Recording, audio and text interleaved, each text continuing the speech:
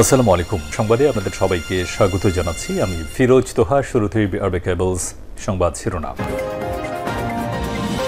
জানিয়ে দেব এই মুহূর্তে হাতে পাওয়া সর্বশেষ গুরুত্বপূর্ণ আপডেট বাংলা সংবাদ। শুরুতেই থাকছে আমির হোসেন আমু আছেন সন্দেহে, তার ভবন ঘেরাও। আওয়ামী লীগের প্রেসিডিয়াম সদস্য ঝালকাঠি ২ আসনের সাবেক সংসদ সদস্য আমির হোসেন আমুর রাজধানীর একটি বাসায় অবস্থান করছেন, এমনটাই সন্দেহ করে তার বাসা ঘিরে ফেলেছেন শিক্ষার্থীরা। শেষ খবর পাওয়া পর্যন্ত পুলিশের সদস্যরা ওই ভবনে প্রবেশ করেছে। রোববার দিবাগত রাতে বসুন্ধরা সি ব্লকের ২ নম্বর রোডের বাসায় এ ঘটনা ঘটে। প্রিয় দর্শক, শেষ পর্যন্ত আমির হোসেন আমু কি গ্রেপ্তার হয়েছেন নাকি পালিয়ে যেতে সক্ষম হয়েছেন, জানাবো বিস্তারিত, সঙ্গে থাকুন। এবারে জানাবো নির্বাচন দিতে কেন ২ বছর লাগবে, প্রশ্ন শামসুজ্জামান দুদুর। অন্তর্বর্তী সরকারের উদ্দেশ্যে বিএনপির ভাইস চেয়ারম্যান শামসুজ্জামান দুদু বলেছেন, যে জাতি ১ মাসের মধ্যে ১৬ বছরের জঞ্জাল পরিষ্কার করতে পারে, তাড়িয়ে দিতে পারে, তাহলে কেন ২ বছর নির্বাচন দিতে লাগবে? আপনি পরশু ভোট দেন, দেখবেন চমৎকার নির্বাচন হয়ে গেছে। জানাবো ডক্টর মোহাম্মদ ইউনূসের রাষ্ট্র সংস্কারের কাজ সফল হবে না, রুহুল কবির রিজভী। বিএনপির সিনিয়র যুগ্ম মহাসচিব রিজভী প্রধান উপদেষ্টাকে সতর্ক করে দিয়ে বলেছেন, আলী ইমাম মজুমদারদের মধ্যে হাসিনার সরকারের এজেন্ডা বাস্তবায়নকারী আমলারা এখনও অন্তর্বর্তী সরকারের গুরুত্বপূর্ণ জায়গায় থাকলে রাষ্ট্র সংস্কারের কাজ সফল হবে না। গতকাল রবিবার দুপুরে রাজশাহী নগরীর ঐতিহাসিক ভুবন মোহন পার্কে দলের এক সমাবেশে একথা বলেন তিনি। এবারে থাকছে প্রমাণ হয়েছে তারুণের সামনে স্বৈরাচার খড়কুটোর মতো ভেসে যায়। জাতীয় পার্টির চেয়ারম্যান গোলাম মোহাম্মদ কাদের বলেছেন, তরুণদের হাত ধরেই এগিয়ে যাবে বাংলাদেশ। আজকের তরুণরাই আগামী বাংলাদেশে নেতৃত্ব দেবে। আবারও প্রমাণ হয়েছে তারুণ্যের সামনে স্বৈরাচারের দানবীয় শক্তি খড়কুটোর মতো ভেসে যায়। আমাদের সন্তানরা স্বৈরাচারের গুলির সামনে বুক পেতেছে অসীম সাহসে। ছাত্ররা জীবন দিয়ে স্বৈরাচারকে পরাজিত করেছে। এবারে থাকছে দ্রুত সংস্কার এগিয়ে নিয়ে জাতীয় নির্বাচনের আয়োজন বিষয়ে প্রতিশ্রুতির কথা জানিয়েছেন অন্তর্বর্তী সরকারের প্রধান উপদেষ্টা ডক্টর মোহাম্মদ ইউনূস। তিনি বলেছেন, অন্তর্বর্তী সরকারের দায়িত্ব হচ্ছে যত দ্রুত সম্ভব সংস্কার করা এবং নির্বাচনের প্রস্তুতি সম্পন্ন করা। তাদের ব্যর্থ হবার কোনো সুযোগ নেই বলে জানিয়েছেন প্রধান উপদেষ্টা। এবং সর্বশেষ জানাবো ভয়াবহ আন্তর্জাতিক সংবাদ। ইয়েমেনের 2 বন্দরে ইসরায়েলি হামলা, 3 প্রকৌশলী সহ নিহত 4। ইয়েমেনের 2 বন্দরে হামলা চালিয়েছে ইসরায়েল, এতে 3 প্রকৌশলী সহ অন্তত 4 জন নিহত হয়েছেন। সোমবার আল জাজিরার এক প্রতিবেদনে এ তথ্য জানানো হয়েছে। এতক্ষণ শিরোনাম শুনছিলেন, এবার বিস্তারিত। প্রিয় দর্শক, আপনি যদি এই চ্যানেলে নতুন হয়ে থাকেন, ভিডিওটি দেখতে দেখতে চ্যানেলটি সাবস্ক্রাইব করে আমাদের সঙ্গে থাকুন। আর এই ভিডিও সম্পর্কে আপনি আপনার মূল্যবান মতামতটি কমেন্ট বক্সে জানিয়ে দিন। আর হ্যাঁ প্রিয় দর্শক, জানিয়ে দিন ভিডিওটি কোথা থেকে দেখছেন। আমির হোসেন আমু আছে সন্দেহে, ভবন ঘেরাও। আওয়ামী লীগের প্রেসিডিয়াম সদস্য ও ঝালকাঠি ২ আসনের সাবেক সংসদ সদস্য আমির হোসেন আমু রাজধানীর একটি বাসায় অবস্থান করছেন সন্দেহে, সেটি ঘিরে রেখেছিলেন শিক্ষার্থীরা। শেষ খবর পাওয়া পর্যন্ত পুলিশ সদস্যরা ওই ভবনে প্রবেশ করেছে। রোববার দিবাগত রাতে বসুন্ধরা সি ব্লকের ২ নম্বর রোডের বাসায় এ ঘটনা ঘটে। Private university student alliance of Bangladesh নামে এক ফেসবুকের পেজের পোস্ট থেকে জানা যায়, সি ব্লকের মাটি প্রপার্টি যে আওয়ামী লীগের আমির হোসেন আমু, পিচ্চি শামীম লুকিয়ে আছেন তথ্যে শিক্ষার্থীদের একটি অংশ বিল্ডিং ঘেরাও করে। এ সময় ভেতর থেকে আরেকটি পক্ষ শিক্ষার্থীদের উপর হামলা চালায়। এতে বলা হয়েছে, এ পর্যায়ে সেনাবাহিনীকেও ডাকার কথা জানিয়েছে শিক্ষার্থীরা। পরবর্তীতে শিক্ষার্থীদের উপর হামলার পর শিক্ষার্থীদের সহযোগিতায় সামাজিক যোগাযোগ মাধ্যম এবং ব্যক্তিগতভাবে যোগাযোগ করে আরও শিক্ষার্থী জড়ো করা হয়। কিন্তু ভেতরে থাকা ব্যক্তিদের কাছে অস্ত্র আছে এমন তথ্যে তারা দীর্ঘ সময় বিল্ডিংটি বসুন্ধরা অংশ ঘিরে রাখে। প্রায় 2 ঘন্টা পর ভেতরে থাকা অপর পক্ষ পেছনের গেট দিয়ে বেরিয়ে যায় এবং শিক্ষার্থীরা একজোট হয়ে বিল্ডিংটিতে প্রবেশ করে কাউকে না পেয়ে রিসিপশনের অফিস ভাঙচুর চালিয়েছে। ফেসবুকের পেজটিতে উল্লেখ করা হয়েছে, আওয়ামী লীগ নেতা শামীমের এই বিল্ডিংটি বেশ বিতর্কিত এবং অপরাধের আঁতুড়ঘর হিসেবেই পরিচিত। বিল্ডিংটি কুড়িল এবং বসুন্ধরা উভয় পাশের গেট থাকায় পালিয়ে যাওয়া খুবই সহজ। এর আগে 14 দলের সমন্বয়ক আমির হোসেন আমুর বিরুদ্ধে অস্ত্র, বিস্ফোরক ও বিশেষ ক্ষমতা আইনে নালিশি মামলা হয়।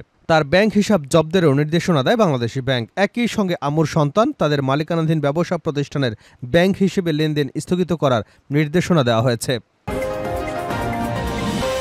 নির্বাচন দিতে কেন 2 বছর সময় লাগবে, প্রশ্ন রেখেছেন শামসুজ্জামান দুদু।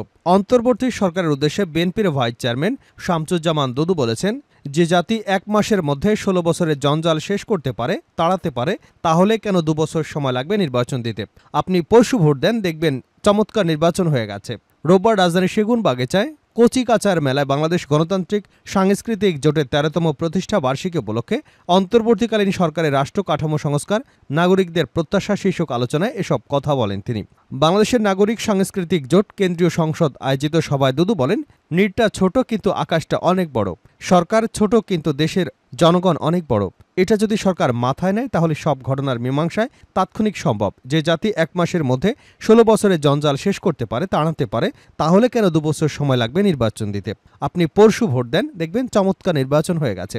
কারণ হাসিনা তো দেশে নেই। হাসিনা থাকলে তার পুলিশ থাকবে, হাসিনা থাকলে তার দোসরা থাকে। হাসিনা নেই, খারাপ লোকটাও এখন ভালো হবার চেষ্টা করবে। তিনি আরও বলেন, ছাত্র যুবক তরুণরা অসাধ্য সাধন করেছে। আমরা কেন তাদের উপর নির্ভর করব না? তারা নির্বাচনে পাহারা দেবে, দেশের সুষ্ঠু নির্বাচন হবে। অন্তর্বর্তী সরকারের উদ্দেশ্যে বিএনপির এই নেতা বলেন, সংস্কারের কথা হচ্ছে। কিসের সংস্কার? চোরেরা লুটেরা যেখানে বসেছিল সেখানেই বসে আছে। এদের সরাতে গেলে তো ১৫ বছর সময় লাগবে। তাহলে ১৫ বছর কি নির্বাচন হবে না? আগে নির্বাচনটা করেন। জনগণ কম বোঝে না। আপনারা রাজনীতি করেননি, আপনাদের দায়িত্ব দেওয়া হয়েছে। আপনাদের উপর বিশ্বাস ও আস্থা আছে, আপনারা কাজ করে যান। তিনি বলেন, আমাদের ভারপ্রাপ্ত চেয়ারম্যান তারেক রহমানকে দেশব্যাপী বিকল্প প্রধানমন্ত্রী হিসেবে মেনে নিয়েছেন বলে আমি মনে করি। কারণ তার ব্যক্তিত্ব, উদারতা, তার লক্ষ্য, ভবিষ্যৎ সম্বন্ধে তার ব্যাখ্যা, এটাকে এক কথায় চমৎকার ছাড়া অন্য কিছুই বলা যায় না। তারেক রহমানকে ঠেকানোর জন্য অনেকেই চেষ্টা করেছে, বিএনপিকে শেষ করার জন্য অনেক চেষ্টা হয়েছে, কিন্তু কোনো লাভ হবে না। দেশবাসী বিএনপিকে ভোট দেবার জন্য উন্মুখ হয়ে আছে। সেই ভোটটা ঠেকিয়ে দেবেন পার্শ্ববর্তী রাষ্ট্র আওয়ামী লীগের ষড়যন্ত্র করার জন্য, এটা হবে না। ডক্টর ইউনূসের রাষ্ট্র সংস্কারের কাজ সফল হবে না, রুহুল কবির রিজভী। প্রধান উপদেষ্টা ডক্টর মোহাম্মদ ইউনূস জাতিসংঘের অধিবেশনে যোগদান শেষে গতকাল ঢাকায় হজরত শাহজালাল আন্তর্জাতিক বিমানবন্দরে পৌঁছলে মন্ত্রিপরিষদ সচিব মোহাম্মদ মাহবুব হোসেন এবং পররাষ্ট্র সচিব মোহাম্মদ জসিমউদ্দিন তাকে স্বাগত জানিয়েছেন। বিএনপির সিনিয়র যুগ্ম মহাসচিব রুহুল কবির রিজভী প্রধান উপদেষ্টাকে সতর্ক করে দিয়ে বলেছেন, আলী ইমাম মজুমদারদের মতো হাসিনা সরকারের এজেন্ডা বাস্তবায়নকারী আমলারা এখনও অন্তর্বর্তী সরকারের গুরুত্বপূর্ণ জায়গায় বহাল থাকলে রাষ্ট্র সংস্কারের কাজ সফল হবে না। গতকাল রবিবার দুপুরে রাজশাহী নগরীর ঐতিহাসিক ভুবনমোহন পার্কে দলের এক সমাবেশে তিনি এসব কথা বলেন। ছাত্র জনতার অভ্যুত্থানে আইনশৃঙ্খলা বাহিনী এবং সন্ত্রাসীদের গুলিতে রাজশাহী মহানগর জেলা শহীদ পরিবারের সঙ্গে সাক্ষাৎ করতে এই অনুষ্ঠানের আয়োজন করে আমরা বিএনপি পরিবার। অনুষ্ঠানে রিজভী ভারতকে উদ্দেশ্যে বলেন, শেখ হাসিনাকে আশ্রয় দিয়েছে, কিন্তু তার কথা মতো যদি আপনারা বাংলাদেশের অভ্যন্তরে অস্থিতিশীলতা তৈরি করবার চেষ্টা করেন তাহলে দেশের ১৮ কোটি মানুষ শহীদদের চেতনা নিয়ে আবারও রাজপথে নামবে। বিএনপি নেতা রুহুল কবির রিজভী বলেন, শেখ হাসিনাকে টিকিয়ে রাখতে যেসব আমলা, ডিসি, সচিব চেষ্টা করেছিলেন তারা তো নিশ্চয়ই আছেন, তারা কাজও করছেন। বর্তমান অন্তর্বর্তী সরকার দায়িত্ব নিয়েছে, তারা সংস্কারের কথাও বলেছেন। তবে এই সমস্ত প্রেতাত্মারা যদি থেকে যায় তাহলে আপনারা যে সংস্কারের কথা বলছেন সেটি প্রকৃত অর্থে বাস্তবায়ন হবে না। তারা কেউ কেউ এই সরকারকে ব্যর্থ করবার জন্য ভেতরে ভেতরে চেষ্টা চালিয়ে যাচ্ছে। প্রমাণ হয়েছে, তারুণের সামনে স্বৈরাচার খড়কুটোর মতো ভেসে যায় জি.এম. কাদের। জাতীয় পার্টির চেয়ারম্যান গোলাম মোহাম্মদ কাদের বলেছেন, তরুণদের হাত ধরেই এগিয়ে যাবে বাংলাদেশ। আজকে তরুণরাই আগামীর বাংলাদেশের নেতৃত্ব দেবে। আবারও প্রমাণ হয়েছে, তারুণের সামনে স্বৈরাচারের দানবীয় শক্তি খড়কুটোর মতো ভেসে যায়। আমাদের সন্তানরা স্বৈরাচারের গুলির সামনে বুক পেতে দিয়ে অসীম সাহস দেখিয়েছে। ছাত্ররা জীবন দিয়ে স্বৈরাচারকে পরাজিত করেছে। তিনি বলেন, ১৮ থেকে ৩৫ বছর বয়সী ভোটারের সংখ্যা প্রায় ৩০ কোটি। এই তরুণ এবং যুবকদের ভোটেই আগামী দিনে বাংলাদেশের রাজনৈতিক ভবিষ্যৎ নির্ধারিত হবে। তাই তরুণদের আকৃষ্ট করতে আগামীতে জাতীয় পার্টি নতুন ধারার রাজনীতি করবে। দুপুরে জাতীয় পার্টির চেয়ারম্যানের বনানীস্থ কার্যালয় মিলনায়তনে জাতীয় তরুণ পার্টির সাথে মত বিনিময় সভায় প্রধান অতিথির বক্তব্যে তিনি এসব কথা বলেন। শেষ করছে আন্তর্জাতিক সংবাদ দিয়ে। ইয়েমেনের ২ বন্দরে ইসরায়েলি হামলা, ৩ প্রকৌশলী সহ নিহত ৪। ইয়েমেনের 2 বন্দরে হামলা চালিয়েছে ইসরায়েল। এতে 3 প্রকৌশলী সহ অন্তত 4 জন নিহত হয়েছেন। সোমবার আল জাজিরার এক প্রতিবেদনে এ তথ্য জানানো হয়েছে। ইসরায়েলি সেনাবাহিনী জানিয়েছে, ইয়েমেনের বিদ্রোহী গোষ্ঠী হুতিদের নিশানা করে তারা ব্যাপক আকারে বিমান হামলা চালিয়েছে। এর ফলে গাজা এবং লেবাননে ইসরায়েলি হামলার তীব্রতার প্রেক্ষিতে বৃহত্তর আঞ্চলিক সংঘাতের আশঙ্কা বেড়েছে। রোববার সেনাবাহিনীর বিবৃতিতে বলা হয়েছে, ইয়েমেনের এই হামলায় যুদ্ধবিমানের পাশাপাশি কয়েক ডজন আকাশযান অংশ নিয়েছে। রাস ইসা, হোদেইদা পোর্ট এবং পাওয়ার প্লান্টে এই হামলা চালানো হয়েছে। হুতিদের সংশ্লিষ্ট আল মাসিয়া টিভি স্বাস্থ্য কর্মকর্তার বরাতে জানিয়েছে, ইসরায়েলের হামলায় অন্তত 4 জন নিহত হয়েছেন। তাদের মধ্যে একজন বন্দরের কর্মী, 3 জন বিদ্যুৎ প্রকৌশলী। স্থানীয়রা জানিয়েছেন, ইসরায়েলের হামলায় বিমান হামলার কারণে হুদেইদা বন্দরের বেশিরভাগ এলাকায় বিদ্যুৎ বিভ্রাট দেখা দিয়েছে। এর আগে ইসরায়েলের বেন গুরিয়ন বিমানবন্দরে ব্যালিস্টিক ক্ষেপণাস্ত্র হামলা চালিয়েছে।